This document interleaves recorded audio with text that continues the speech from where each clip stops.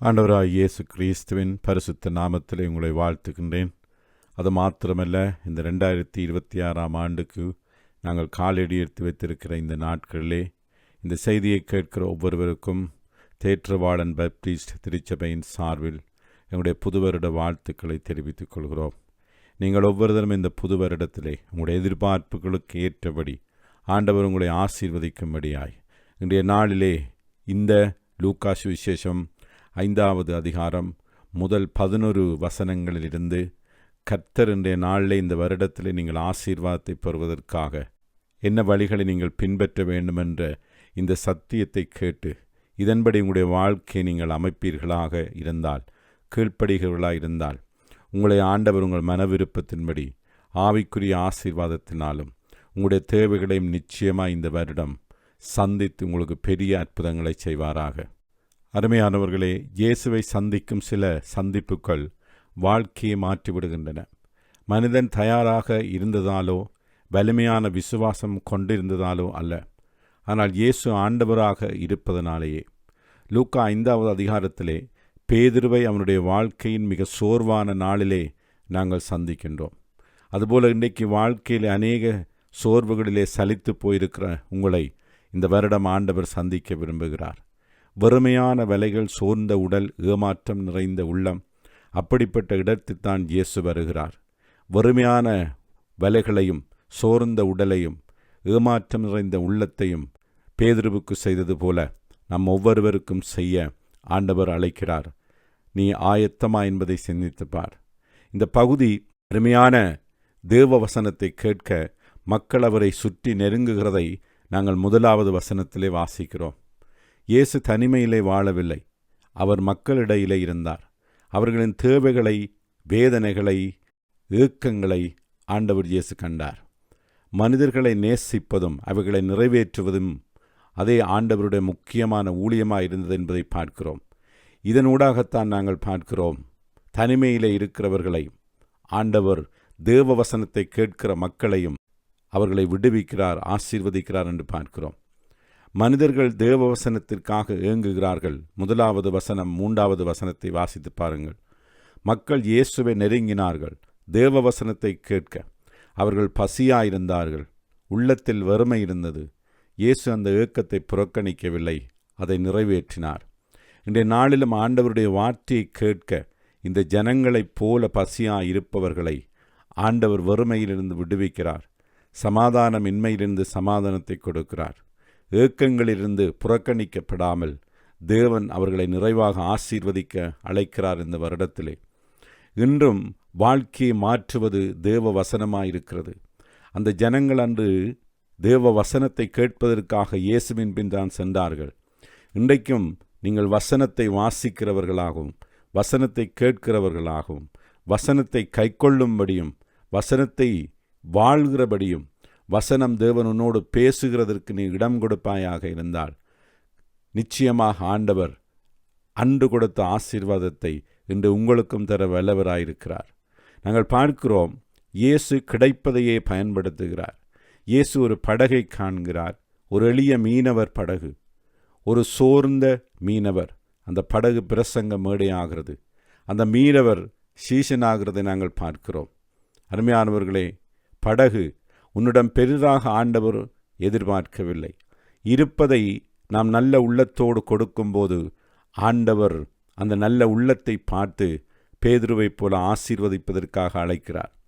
படகு பிரசங்க மேடையாகிறது போல உன்னிடம் இருப்பதையே இயேசு பயன்படுத்த விரும்புகிறார். அது உனக்கு ஆசீர்வாதமாக மாறும். உன்னிடவைகளை பயன்படுத்த ஆண்டவர் விரும்புகிறார். அது உண்மையில் அவர் தந்தது என்பதை நாம் அறிந்திருக்க வேண்டும். நீ பேதுருவைப் போல சோர்ந்து போயிருக்கலாம். உன்னை தேவன் இந்த வருடம் எழுப்புவார், உற்சாகப்படுத்துவார். உனக்கு பேதுருவைப் போல அனுபவம் இருக்கலாம், ஆனாலும் அது எப்பவும் நமக்கு உதவாது. உண்மையான ஆசீர்வாதத்தையும் நம்முடைய சொந்த அனுபவங்கள் தருவதில்லை, மாறாக இயேசுவே அதை தருகிறவராயிருக்கிறார். இயேசு சிறந்த சூழ்நிலைகளை எதிர்பார்ப்பதில்லை. நீ இல்லாததை அல்ல, உன்னிடம் இருப்பதையே ஆண்டவர் பயன்படுத்த விரும்புகிறார். உன்னிடம் இருப்பதை கொண்டு உன்னால் இயேசுவிடம் வர முடியுமா? இன்று ஆண்டவர் உன்னை அழைக்கிறார்.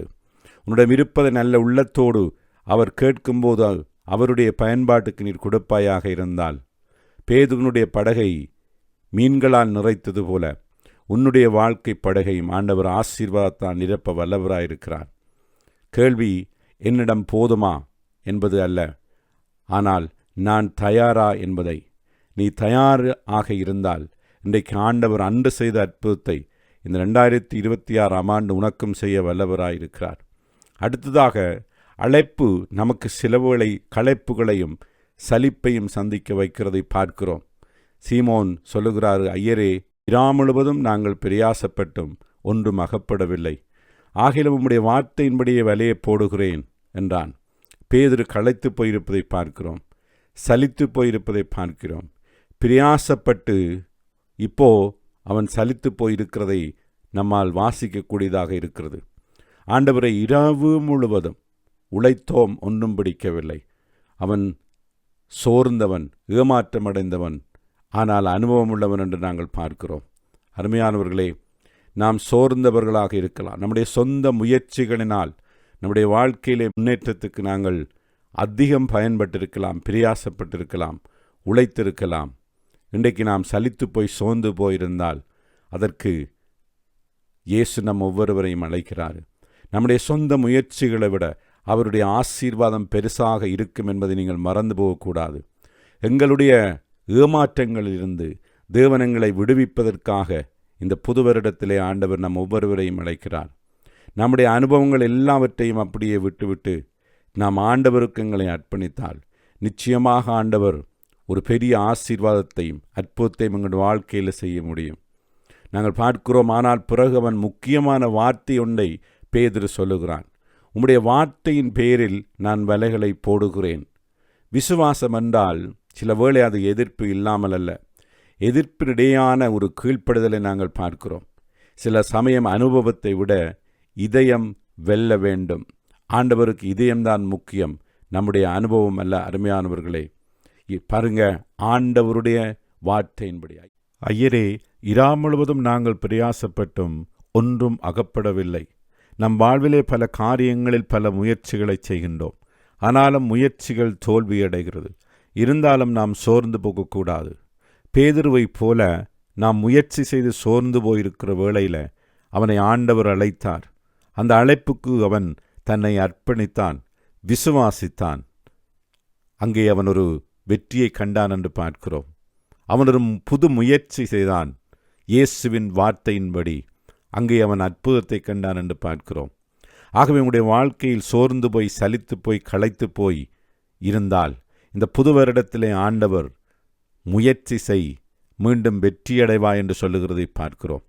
இந்த புது வருடத்திலே மீண்டும் தேவனுடைய வார்த்தையை நீ நம்பி முயற்சி செய்தால் அதை வாய்க்க பண்ண தேவன் வல்லவராயிருக்கிறார். அதற்காக பேதுருவைப் போல உன்னை தேவன் அழைக்கிறார். பேதுருவைப் போல களைத்து போய் இருந்தாலும் முயற்சி செய், இது தேவனுடைய வார்த்தை. அன்று பேதுரு தேவ வார்த்தை கேட்டு கீழ்ப்படிந்தது போல இன்று நீயும் கீழ்ப்படிந்தால் உன் படகில் நீ அதிசயத்தை காண முடியும். நீ ஆண்டவருக்கு கீழ்ப்படிவதற்கு, அவர் பின்பால் செல்வதற்கு, அவரை நம்புவதற்கு எல்லாவிதமான சூழ்நிலைகளும் 100% சரியாயிருக்க வேண்டும் என்று காத்திராதே. 100% நிறைவாயிருக்க வேண்டும் என்று நேரத்தை வீணாக்காதே. உன் மனசுக்கு நிறைவாயிருக்கணும், குடும்பத்துக்கு நிறைவாயிருக்கணும், எல்லாம் நிறைவாயிருக்கணும் என்று காலத்தை வீணாக்காதே. பேதுருவைப் போல இயேசுவின் வார்த்தையை கேள், மீண்டும் விசுவாசத்தோடு முயற்சி செய். அப்போ தேவன் அற்புதம் செய்வார். நீ தேவ மகிமையை காண்பாய். பேதுரு என்ன செய்தான்? முயற்சி செய்தோம், இரா முழுவதும் பிரயாசப்பட்டோம், ஆனாலும் வார்த்தையின்படி செய்கிறேன் என்று சொல்லுகிறதை பார்க்கிறோம். அப்படி நீ செய்வாயா? செய்தால் தோல்வியிலிருந்து, சலிப்பிலிருந்து, களைப்பிலிருந்து நீ வெற்றியை காண முடியும். இந்த வருடத்திலே சீமோன் சொந்த அனுபவ முயற்சியால் அவன் தோல்வியடைந்தான். ஆனால் இயேசுவின் வார்த்தைக்கு கீழ்ப்படிந்த போது வெற்றி பெற்றான். அருமையானவர்களே, உங்களுடைய சொந்த கல்வி, அனுபவம், அறிவை ஒரு பக்கம் வைத்துவிட்டு நாம் இயேசுவின் வார்த்தைக்கு கீழ்ப்படிவோம். தோல்வி வெற்றியா உனக்கும் மாற இயேசு இன்றைக்கு உன்னை அழைக்கிறார். நீங்கள் ஆண்டவருக்கு ஊழியம் செய்ய வேண்டும் விருப்பம், சூழ்நிலைகளை பார்க்காதீர்கள். சொந்த எண்ணங்களை விட்டு உடனே கீழ்ப்படிந்து பேதுருவைப் போல் ஒப்புக்கொடுங்கள். தேவன் உங்களை பயன்படுத்த வல்லவராயிருக்கிறார். எல்லாம் சரிவந்த பின்னர் ஊழியம் சரிவரும். அப்படி என்று சொன்னால் ஒரு காலமும் உன்னுடைய சொந்த எண்ணப்படி, மாம்ச எண்ணப்படி எந்த சூழ்நிலைகளும் மாறாமல் அப்படியே இருக்கும். இந்த புது வருடத்திலே நீ புது காரியங்களை பெற்றுக்கொள்ளும்படியாய், புதுசாக ஆண்டவருக்கு காரியங்களை செய்யும்படியாய் இந்த புது வருடத்திலே தேவன் அழைக்கிறார். நீ இருக்கிற வண்ணமாகவே எழும்பி பேதுருவைப் போல வார்த்தைக்கு கீழ்ப்படிந்து சலிப்புக்களை எல்லாவற்றையும் விட்டு நீ பின் செல்வாயாக இருந்தால் உன்னுடைய படகில் ஆண்டவர் பெரிய அற்புதத்தை செய்வார். ஊழியத்தில் வெற்றி பெற இயேசுவால் வழிநடத்தப்பட வேண்டும். நம்முடைய சொந்த அனுபவம், எண்ணங்கள் அல்ல. இயேசுவின் மகிமை உங்கள் தகுதியற்ற தன்மையை நிச்சயமாக வெளிப்படுத்தும். அருமையானவர்களே, ஆழமாயிருந்த இடத்தில் வலைகளை கிழியத்தக்கதாக மீன்கள் நிறைந்தன என்று பார்க்கிறோம். கரையிலே நிற்காமல் ஆழத்துக்கு போவோமாக. அங்கே ஆழத்திலே அலைகள் கூட என்பது நமக்கு தெரியும். அங்கேதான் அதிக மீன்களை அவர்கள் பிடித்தார்கள் என்று வாசிக்கின்றோம். ஆழத்தில் பயங்கர அலைகள். கடந்த ஆண்டு உங்கள் குடும்பத்தில் பயங்கரமான அலைகள், காற்றுக்கள் அடித்திருக்கலாம். பெரிய பிரச்சனைகள், கண்ணீரின் பாந்தினூடாக நீங்கள் சென்றிருக்கலாம். பயங்கரமான நெருக்கங்கள், பெரிய அலைகள் போன்ற பிரச்சனைகள், பெரிய பாடுகள், கண்ணீர்கள் ஊடாக நீங்கள் சென்றிருக்கலாம். பாடுகளும் வருத்தங்களும் இழப்புகளும் உங்களை சந்தோஷத்தாலும் சமாதானத்தாலும் கனிகளாலும் நிரப்பும். அருமையானவர்களே, அப்போ வலைகள் கிழிந்து போகும் அளவிற்கு மீன்கள், அந்த அளவுக்கு பிரச்சனைகளே உண்மையான மீனவருடைய இதயத்தை மகிழ்விக்கிறதா இருக்கிறது என்று பார்க்கிறோம். இயேசு வழிநடத்திய பணிகளில் பிரச்சனைகள் வருவது உண்டு, முரண்பாடுகள் வருவதுண்டு. பிரச்சனைகளே மகிழ்ச்சிக்கு காரணம் என்று நாங்கள் பார்க்கிறோம். ஆழத்திலே அலைகள் நிறைந்த இடத்திலே அதிசயத்தை அவர்கள் கண்டார்கள். அலைகள் மத்தியிலே தான் அதிக மீன்களை பிடித்தார்கள். ஆகவே அலைகளைக் கண்டு ஓடக்கூடாது. வீட்டிலோ சபையிலோ சமுதாயத்திலோ அலைகளைக் கண்டு பிரச்சனைகளைக் கண்டு ஓடாதீர்கள். தேவன் அழைத்த இடத்திலே எப்பவும் இருக்க பாருங்கள். எல்லா அலைகள் வாழ்க்கையில் முரண்பாடுகள் வரும்போது, பயங்கரமான காற்று வாழ்க்கையில் வரும்போது நீங்கள் விசுவாசத்தோடு ஜெயம் கொள்ள வேண்டியவர்களாக இருக்கிறீர்கள். இதையே பேதுரு செய்தான் என்று பார்க்கிறோம். அது மாத்திரமல்ல, தன் அன்றாட தொழிலை பேதுரு செய்து கொண்டிருந்த வேளையில தான் அவன் அழைக்கப்பட்டான். நீ அப்படித்தான், நீ வேலை செய்கிறாய். எதற்காக வலை கிழிந்து போகத்தக்கதாக மனிதரை பிடிப்பதற்காக தேவன் அழைத்தார். அது மாத்திரமல்ல, தன் அன்றாட தொழிலை பேதுரு செய்து கொண்டிருந்த வேளையில தான் ஆண்டவர் பேதுருவை அழைத்தான். நீங்களும் உங்களுடைய ஏதோ ஒரு தொழிலை இன்றைய நாட்களை செய்து கொண்டிருக்கலாம். வலை கிழிந்து போகத்தக்கதாக மனித மீன்களை பிடிப்பதற்காக ஆண்டவர் உங்களை அழைக்கிறார். உன்னை மனிதரை பிடிப்பதற்காக தேவன் அழைக்கிறார். அவர்கள் படகுகளை கரையிலே கொண்டு போய் நிறுத்தி எல்லாவற்றையும் விட்டு அவருக்கு பின் சென்றார்கள் என்று 11வது வசனத்திலே வாசிக்கின்றோம். இன்றைக்கு அவருக்கு பின் செல்ல நீ ஆயத்தமா? அப்படியானால் தேவன் உன் வாழ்க்கையில் ஒரு அதிசயத்தை செய்வார். அது மாத்திரமல்ல, கீழ்ப்படிதல் தேவ வல்லமை வெளிப்படுத்துகிறது என்பதை இந்த பகுதி எங்களுக்கு கற்றுக் கொடுக்கிறது. அதிலே விளைவு ஆச்சரியமானது. அருமையானவர்களே, வலைகள் கிழிகின்றன, படகுகள் நிரம்புகிறது. அது நீ கொடுத்த படகு, பேதுரு கொடுத்த படகு. 2 படகுகளும் மூழ்கி போகின்றன என்று பார்க்கிறோம். இது ஒரு சாதாரண படிப்பு அல்ல, இது ஒரு வெளிப்பாடு. தேவன் செயல்பட்டால் சந்தேகமே இருக்காது. ஆசீர்வாதம் அது பெரிதாகவே இருக்கும். அந்த பெரிதான ஒரு ஆசீர்வாதத்தை நாம் அற்புதமாக பெற்றுக்கொள்வதற்கு நாம் கீழ்ப்படுதல் நம்முடைய வாழ்க்கையில மிக முக்கியமாக இருக்கிறது. நாம் வசனத்தினால் ஆண்டவர் எதை பேசுகிறாரோ அதற்கு கீழ்ப்படிந்து வாழ்வோமாக இருந்தால் நிச்சயமாக நம்முடைய படகுலே அற்புதமான மீன்களை நாங்கள் காண முடியும். அல்லேலூயா. ஆகவே ஒவ்வொரு வார்த்தைக்கும், ஒவ்வொரு பிரமாணங்களுக்கும் நாம் கீழ்ப்படிக கடமைப்பட்டிருக்கிறோம். அதற்காக பேதுருவைப் போல ஆண்டவர் அழைக்கிறார். நாம் எவ்வளவு வசனத்தை கேட்டும் கீழ்ப்படியாமல் போனால் இந்த வருடம், அருமையானவர்களே, நம் தேவன் ஆசீர்வதிக்க விரும்புகிறவர் உங்களை எப்படி ஆசீர்வதிக்க முடியும்? உங்களை அவர் ஆசீர்வதிக்க விரும்புகிறார். களைப்புகள், சலிப்புகள், பிரச்சனையிலிருந்து ஒரு பெரிய அற்புதமாக மாற்ற விரும்புகிறார். ஆகவே இந்த வழிகளிலே இந்த வருடம் நீங்கள் வாழ உங்களை ஒப்புக் கொடுக்கும் போதுதான் தேவன் உங்களுடைய வாழ்க்கை படகிலே ஒரு அற்புதத்தை அவருக்கு செய்ய முடியும். அடுத்ததாக, தேவ பரிசுத்தத்தை சந்தித்தால் பாவ ஒப்புதல் வருகிறது என்பதை பார்க்கிறோம். பேதுரு விழுந்து சொல்லுகிறான், ஆண்டவரே, என்னை விட்டு விலகி போங்கள், நான் பாவியான மனுஷன் என்று 8வது வசனத்திலே சொல்லுகிறதை பார்க்கிறோம். முன்பு ஆண்டவரை ஆசிரியரே என்று பேதுரு அழைத்தான். இப்போ ஆண்டவரே என்று அழைக்கிறதை பார்க்கிறோம். இயேசுவை உண்மையாக சந்தித்தால் அவர் யாரென்றும் நாம் யாரென்றும் தெரியும். நாம் எல்லாரும் பாவிகளாயிருக்கிறோம். அருமையானவர்களே, நாம் மனம் திரும்ப வேண்டியவர்களாக இருக்கிறோம். பாவி, அந்த பாவி என்ற ஸ்தானத்தை விட்டு நீதிமான் ஆக்குவதற்காகவே இயேசு இந்த பூமிக்கு வந்து உன் பாவத்தை சுமந்து உனக்காக சிலுவையிலே மரித்தார். நான் ஒரு பாவி, எனக்காக இயேசு மரித்தார் என்று நீ மனம் திரும்பி விசுவாசிப்பாயாக இருந்தால் நிச்சயமாக தேவன் உன்னுடைய வாழ்க்கையிலே ஒரு பரிசுத்தத்தையும் நீதிமான் என்ற ஸ்தானத்தையும் உனக்கு தருகிறவராயிருக்கிறார். நீ நீதிமான் ஆகும்போது நீதிமான்களின் ஜெபத்தை கேட்கிறார், நீதிமான்களை ஆசீர்வதிக்கிறார், நீதிமான்களை நடத்துகிறார், நீதிமான்களை பாதுகாக்கிறார் என்று நாங்கள் பல ஆசீர்வாதமான வசனங்களை பரிசுத்த வேதாகமத்திலே வாசிக்கிறோம். அந்த நீதிமானாக பேதுருவைப் போல மாறுவதற்கு ஆண்டவர் உன்னை அழைக்கிறார். அடுத்ததாக இயேசு பயத்திற்கல்ல பணிக்காக அழைக்கிறார். இயேசு சொல்லுகிறார், பயப்படாதே, இனிமேல் நீ மனிதர்களை பிடிப்பவனாவாய். நம்முடைய வாழ்க்கையில் இந்த வருடம் எதற்கும் பயப்பட தேவையில்லை.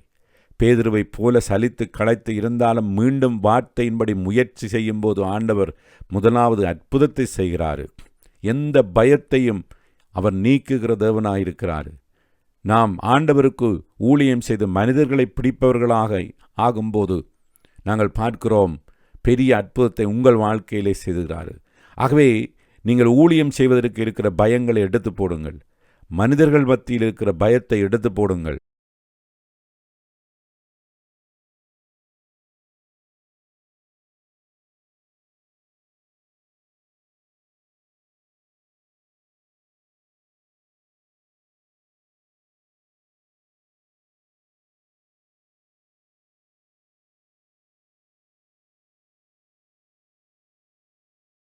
நாம் கற்றுக்கொள்கிற பாடம் இதிலே இயேசு பரிபூரணமானவர்களை அழைப்பதில்லை, தயாராக தங்களை தாழ்த்துகிறவர்களை அழைக்கிறார் என்பதை நாங்கள் புரிந்து கொள்ள வேண்டும். நீ பேதுருவைப் போல நீ கீழ்ப்படிந்து தயாராக இருப்பாயாக இருந்தால் உன் வாழ்வை முற்றுமுழுதாய் ஆண்டவர் மாற்றி இந்த வருடத்திலிருந்து ஆசீர்வதிப்பார். அருமையானவர்களே, அடுத்ததாக இந்த பகுதியிலே அவர்கள் எல்லாவற்றையும் விட்டு தொடர்ந்தார்கள் என்று பார்க்கிறோம். அவர்கள் படகுகளை விட்டார்கள், பெரிய மீன்பிடிப்பு தொழிலை விட்டார்கள், தங்களுக்கு இருந்த பாதுகாப்பை விட்டார்கள். சீஷத்துவம் ஒரு சேர்தல் அல்ல, ஒரு முழு அர்ப்பணிப்பு. இயேசு ஆண்டவரானால் வேறு எதுவும் ஆண்டவராக நமக்கு இருக்க முடியாது.